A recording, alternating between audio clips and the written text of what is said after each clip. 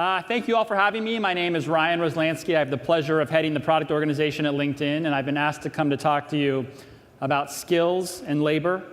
And in all honesty, it's a fairly confusing subject if you take a look at some of the things that we hear and see. One article says that AI will displace jobs. The next article by the same publication the next day says that it will create more jobs. One article says that the skills gap is the largest threat to the global economy, followed closely by the next article that tells us the skills gap is fixed. There actually never was a skills gap. And in honesty, I don't think any of these publications are incorrect. It's just the view by which they're looking at the data.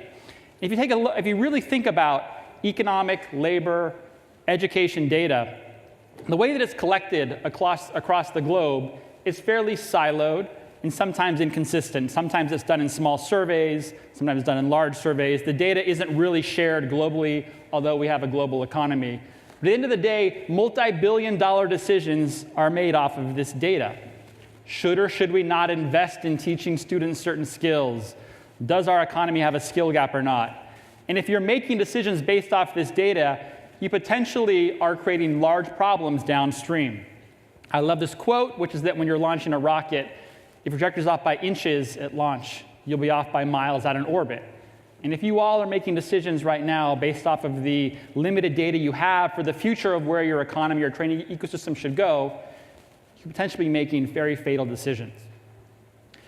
And I'm not here to say that LinkedIn has the answer to this, but by purview of being the largest professional social network, we do have access to probably one of the most amazing economic data sets that exists online.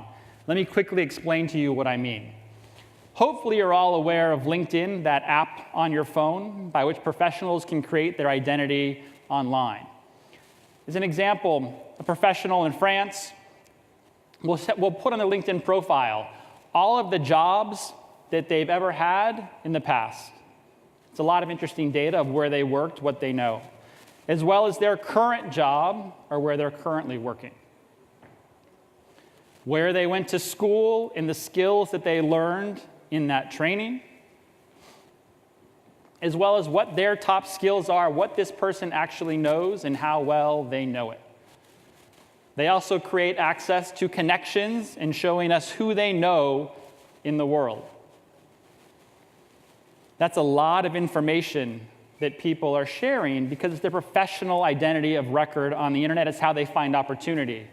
And all that information I just talked about, LinkedIn has that for over 600 million people across the world. And there's 3 members that sign up for LinkedIn every second. So think about that.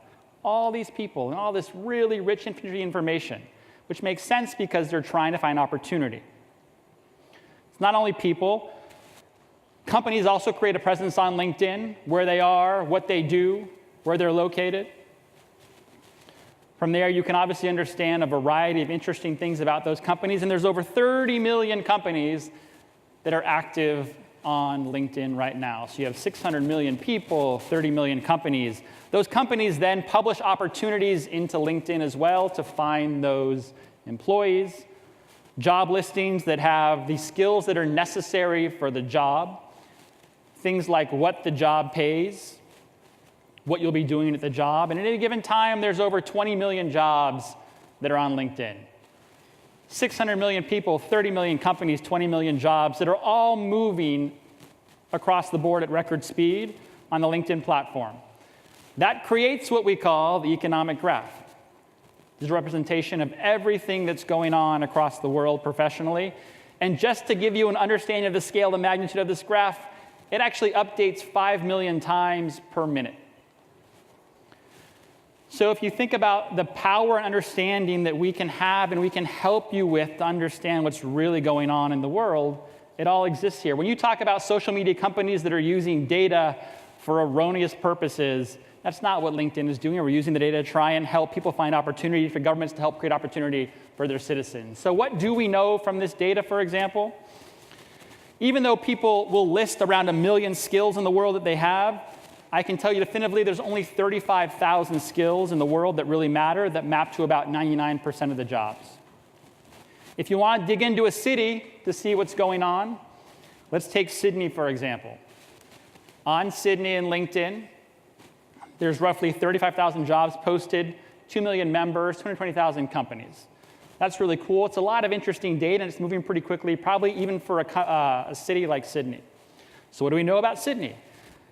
It's probably not surprising that the biggest skill gap in Sydney is around software engineering and technical skills. Remember, because we have the jobs and the people, we know where an imbalance exists, and it's around these skills. For what it's worth, this is pretty much the case in a lot of the cities around the world.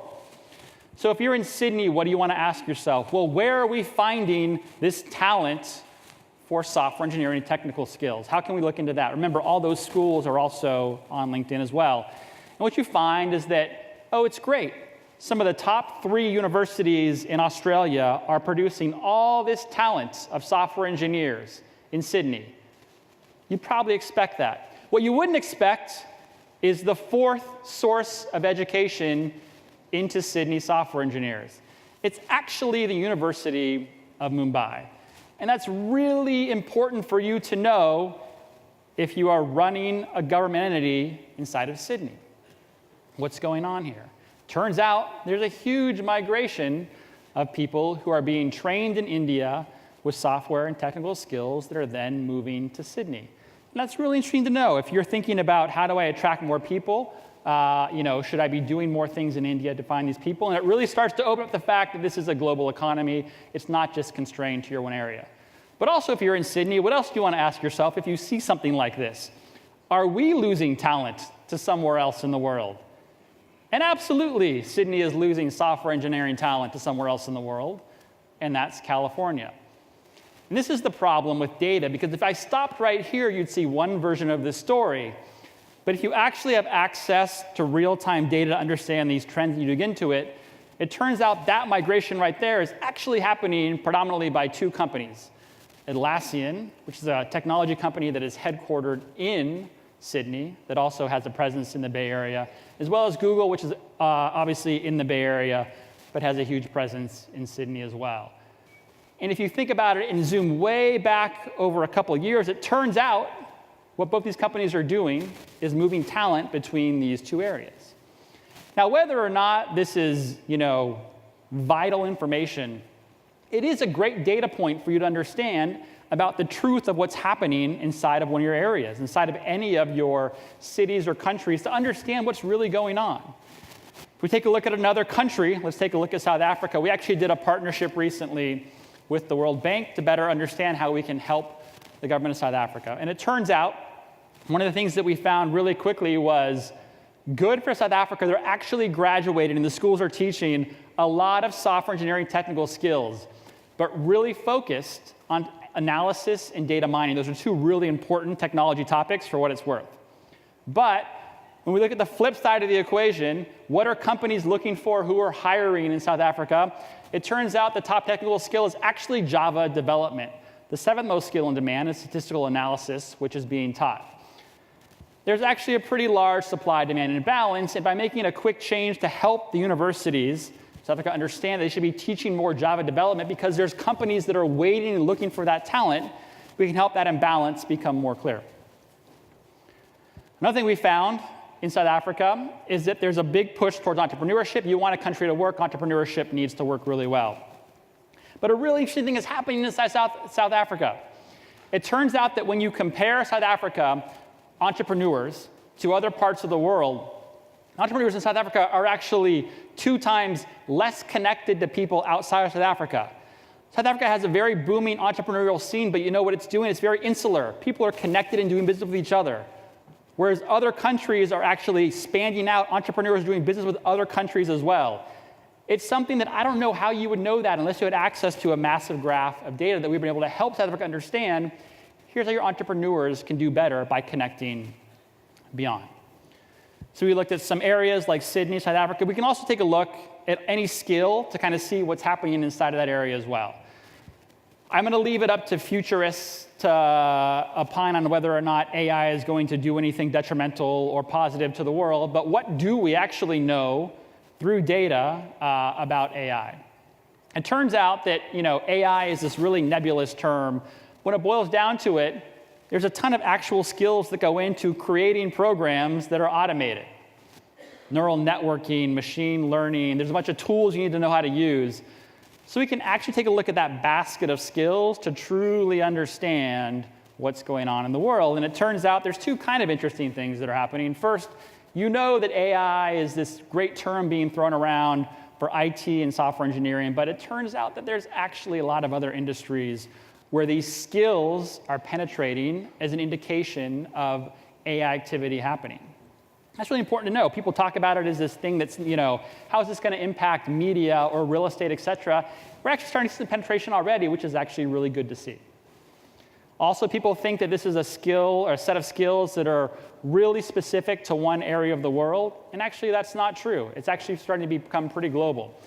Nearly 1% of the skills that exist on the profiles of US citizens on LinkedIn have one of those AI skills in it. If you were to go back 3 years ago, that number was half, so it's really exciting to see this be global as well.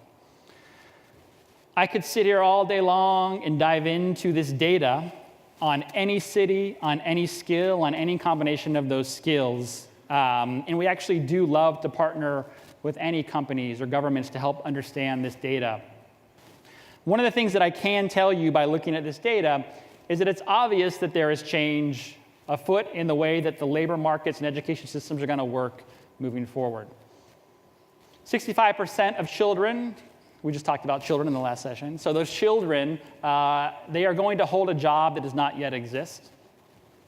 This old world of work that you all pretty much grew up with and know, which is that you go to college, you become an accountant, or you become a profession, then you become a senior part of that profession, and then a more senior part of that profession, is not the way the world works anymore, because the pace of technological innovation is moving way too fast. And when technological innovation moves fast, the old model of how the world works needs to adapt.